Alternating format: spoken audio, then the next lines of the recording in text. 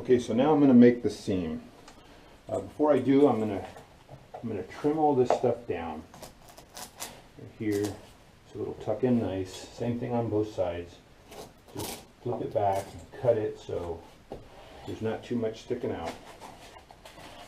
And then I'm going to take a piece of tape that basically goes end to end. You don't want it to be too short. It's a little bit long, that's not bad. I'm going to fold this back and I'm going to put it right underneath. And there's two red lines there, and I want the seam to go kind of right in between those two red lines. Those two red lines represent a center mark, so it'll be right on center there. And I want it to be more or less up the carpet a little bit. So now I'm ready to go. And I'll have to adjust the carpet a little bit as I'm going. So I'm going to use my kicker if I need to move the carpet in or out. So now here comes my iron. I always put a little piece of carpet underneath it here to protect it, even though it does have a protective tray. I don't trust it. So what I'm going to do is I'm going to lift the carpet off of the tape, and I'm going to set the iron on top of the tape. Now here is a little trick. Right here on the end, the tack strip is actually holding it up off of holding the iron off of the tape, so it's not going to heat up really well. So I always move it forward a little bit, back my iron up, and I let it heat up there on top of the pad. Takes a few seconds. You don't want to leave it there too long because you'll end up burning the glue off, and you don't want to run your iron too hot. Same thing, you'll overheat it, and it won't hold really well.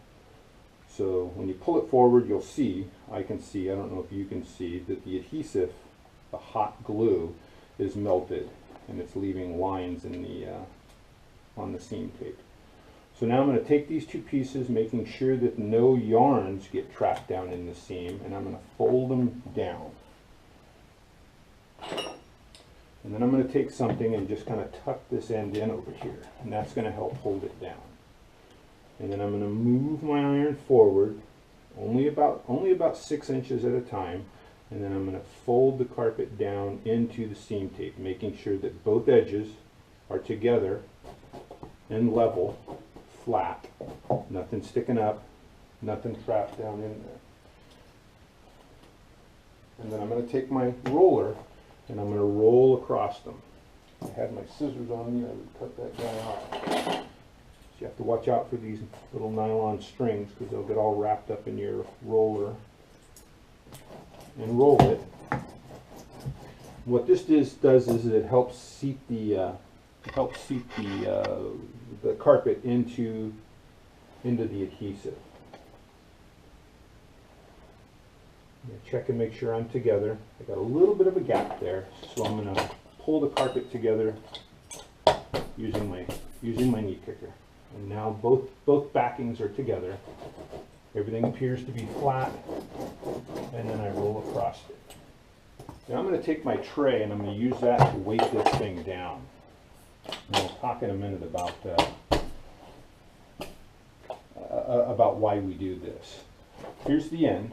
Again, I'm going to go up on top of the tack strip. It's not going to heat up well, so I'm going to lift the tape off the tack strip and back it up a little bit. So now I've got the tape bunched up here, but it's melted. So now I'm melting this, and now I'm going to pull my iron forward, which will stretch the tape out. And now I've got a good bead of adhesive all the way across this to the end. And then I'm just going to work the carpet back together again, making sure that there's no yarns down in the seam, making sure we're together, level, flat. And then I'm going to tuck this side in, just temporarily, just to help hold it down. It all looks pretty good. Now I'm going to roll this side. Again, the roller just seats it into the adhesive. And now I'm going to put my tray across it. The reason why we put the weight on there is to keep it level and flat while the adhesive dries. There doesn't need to be a whole ton of weight there. I've seen people use railroad ties, and I've seen people use big dumbbells, and I've seen people put their toolboxes and then sit on top of them. You don't need all that weight. What you need is you need something to kind of keep it flat as the adhesive dries. That's what the weight is for. And I know I'm going to get some people who disagree with me. I've done it this way for the better part of 30 years. Never had any problems, and I've never used any kind of giant chunks of metal or 50-pound dumbbells or anything like that. I do like to use plastic rather than metal because the heat tends to generate a little bit of moisture out of this whole thing, and sometimes the bottom of the metal will end up like if this was a metal toolbox, the bottom of it ends up getting rusty, and then dragging it across the carpet ends up leaving a little bit of rust. So I've swapped over to just using plastic, and that problem all went away. But this will take about, I don't know, 15 minutes or so to dry, and then we'll be ready to stretch the carpet. So I made this seam here. The initial stretch will be in this closet back that way, and that'll tie the carpet up back there, set it on the tack strip, and then when I stretch everything this way, it'll help pull this seam down and keep it flat, and then I can go through the process of installing the closet and then installing this room, and I'll take you through that process. Okay, seam's dry now. The seam adhesive is dry, seam's cooled off. I've set my power stretcher up now to stretch the carpet out of this doorway. First thing I'm going to do is use my knee kicker, and I'm going to secure the carpet along this back edge right here. And what that'll do is as I stretch that way, all this carpet is going to get pulled. I don't want it to come loose here or come away from the wall, and mainly I want to maintain stretch in here. So I'm going to secure it on that tack strip, tuck it into place, and then as I pull with my power stretcher that way, this will become taut. So let me show you how I do that. I don't know if you can see that or not. Maybe I'll set it over here. Yeah, that's much better. Okay, what I'm going to use is a kicker and a stair tool to rub it down on the tack strip. So you're going to keep your kicker about 1 inch away from the wall, and I'm just going to bump it up just slightly, just to pull it up on top of the tack strip. And I'm going to hold it down in place, and I'm going to take my stair tool and I'm going to rub across those pins, and you'll actually hear the pins click on my stair tool.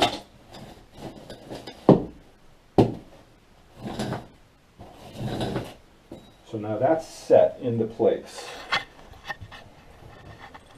Now when I stretch that way, all this will move. But before I can do that, I have to pull these ends up. And I'm going to do that with an awl. So I'm just going to reach in here like this and pull that up off the tack strip so it's not binding and it's not keeping me from stretching like that. Okay. Now out here, I am going to rub the carpet down on this wall, and that's going to essentially keep it tight right here. But I don't want to restrict the movement here at all. And me tucking this in right here or setting it's going to restrict it some, but go ahead and pull that up anyway. So what I'm going to do is again rub the carpet down. You can hear it clicking. I've got a nice line there. It's on the tack strip. Now I can move my stretcher back into place. Same thing over here. This I'm just going to push down onto the pins, and they should be ready to stretch. Right up there. So let me show you how I do that.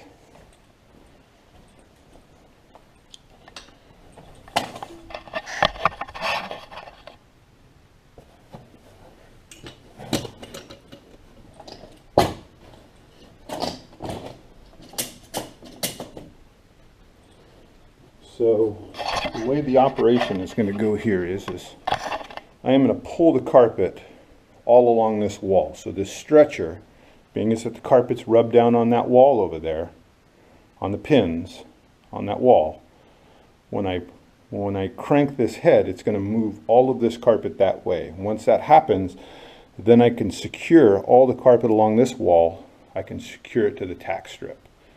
And then that'll allow me to stretch this way. So once I've done that, once I've moved the carpet this way, secured it on the wall, I'll turn the stretcher around and I'll pull the carpet this way along this wall.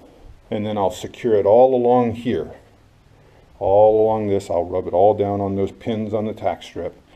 And then I'll stretch all of the carpet this way, going at a slight angle. So my stretcher will be set up kind of at an angle, not straight, but this way. And I'll work my way into this corner, turn the stretcher back around, move the stretcher to this angle, and move right into that corner. So essentially I'm going to be working all or any bubbles right into that corner. Okay, let me show you how I do that.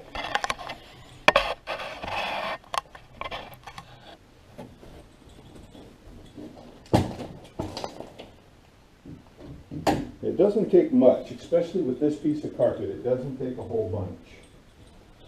1 to 1.5% is what the Carpet and Rug Institute says. So now I'm going to get the carpet flat, pin it on the tack strip here. I'm holding it down, and when I release it, it wants to shrink back into place, but the tack strip has stopped it. So now I'm going to come right beside of it, and I'm going to do the same thing. Give me a little stretch. There's a small bubble created here, and I'm going to use my kicker, pull that bubble out onto the strip, hold it down, release it, and I got good tension. Now I'm going to rub it, make sure it stays. So now all the carpet along this wall has been stretched tight. Now I can set it. I can actually set it on the pins and prepare to go this way. And I will come back to you, or you'll come back to me when that's done.